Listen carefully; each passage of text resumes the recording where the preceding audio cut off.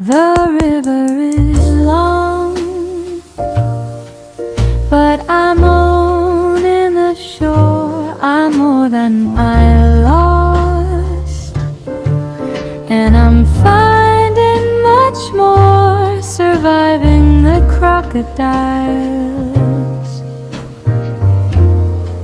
one morning at a time.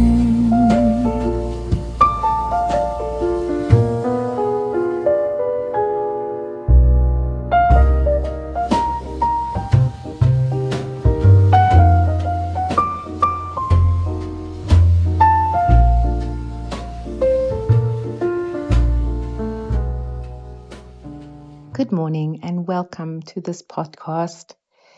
Let's start at the beginning. You're probably wondering, what is this thing about surviving the crocodiles? Well, this name came to me because of my own name and the history of my name, as told to me by my father, that our family got this name from literally surviving the crocodiles. And it means the people who survived the crocodiles. But when I was thinking about starting this podcast, I thought of these crocodiles as a greater metaphor for life and the various challenges, hardships, things that we face in life that are unexpected, lurking in the water. You can't see them until they emerge and want to consume you, and you have to escape. So, thus came the name Surviving the Crocodiles. And it has nothing to do with Crocodile Dundee or any strange wildlife show, but it's about a woman who reached a point in her life where she realized that things were not going according to what she dreamed. This podcast is not aesthetic.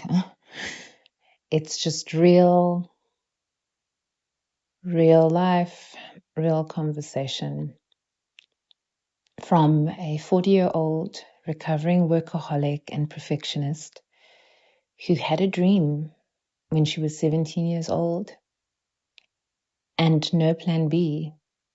And a week ago, that dream was ripped out of my body, and it made me realize, and not by choice, that that dream might never, will never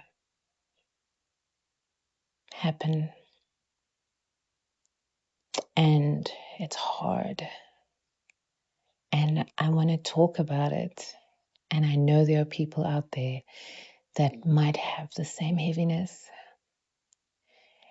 and want to have other people who understand. And please don't get me wrong, I'm not bitter. I'm not saying why me. I'm just mourning the loss of a dream, and grieving. And I'm also hopeful, and I'm also renegotiating my life and relooking at things that I thought are of utmost value to me, that without which I mean nothing. So, I don't know. I'm hoping that someone will find comfort in sharing this conversation and having a place to put down their thoughts. In those mornings, like me, if you're anything like me, I'm a morning person, so I'm awake before the house stirs. I'm staying with my parents, and my niece is looking after me after the surgery. But they all wake up late, and by 5 a.m. I am awake and ravenous. So I sneak downstairs before my very strict niece, who wants to keep me in bed all day, sees or hears me to make myself a proper cup of coffee and something to eat. And I sneak back upstairs, and it's so strange being someone who was so strong. You know, at 5 a.m. I would be in the gym deadlifting 80 kilograms, and now going up and down the stairs takes my breath away. So I just want to talk about that, about everything you thought you knew about yourself not being what it is anymore.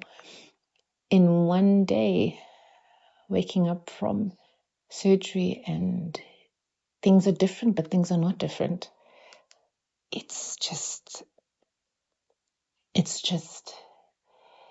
about navigating through that. And it's so difficult for people to understand who haven't experienced this. You know, I really believed when I was 17 years old that the pinnacle of my happiness would be to be a mom, a mother.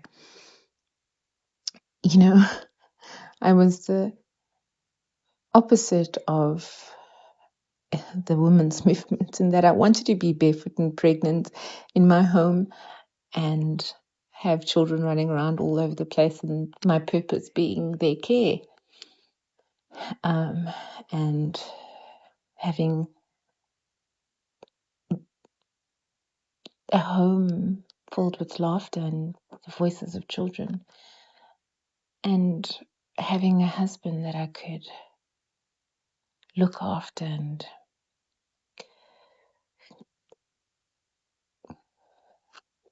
have companionship with. And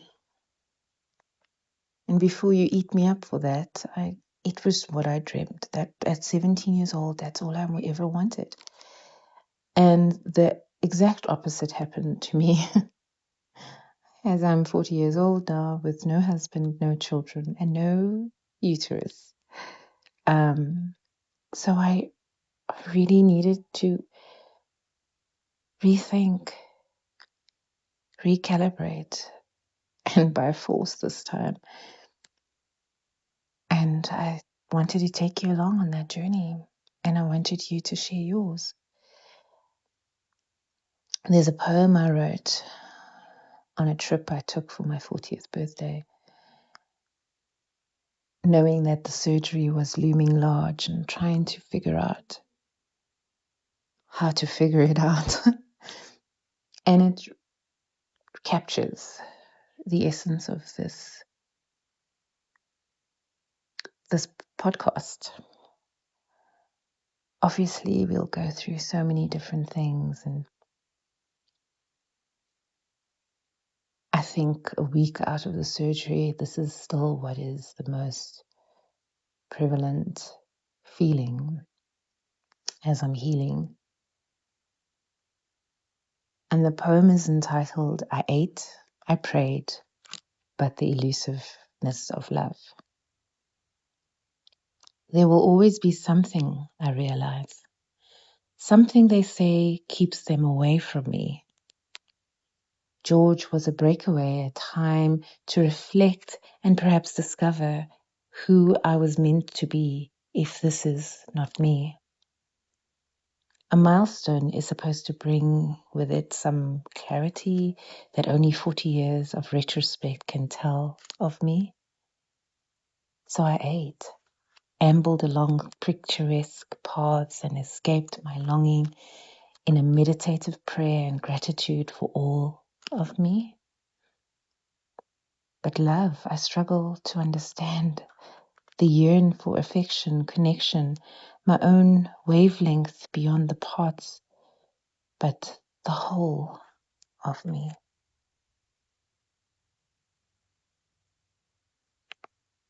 So here we are,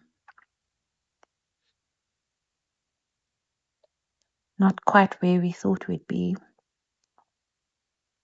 and not having a plan B. So what happens now?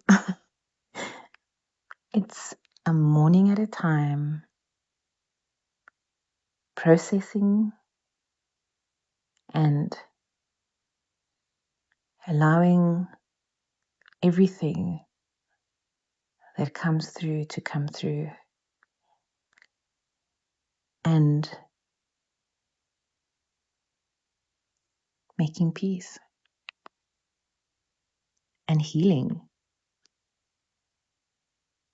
And some of the things that you didn't expect will happen, and giving yourself the grace to experience and overcome them. And as I said, the crocodiles, those crocodiles, they just never seem to be there.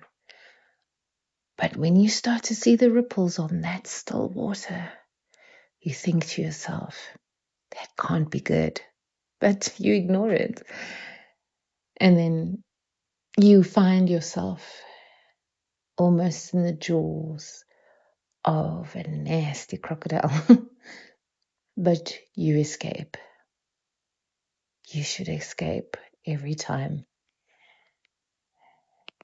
But also make sure you tend to those wounds so that they don't become septic and that you become poisoned and that it can kill you anyway. So that is where we are, folks. We will take it a morning at a time with grace and gratitude and grief and emerging with resilience. Here's to the journey.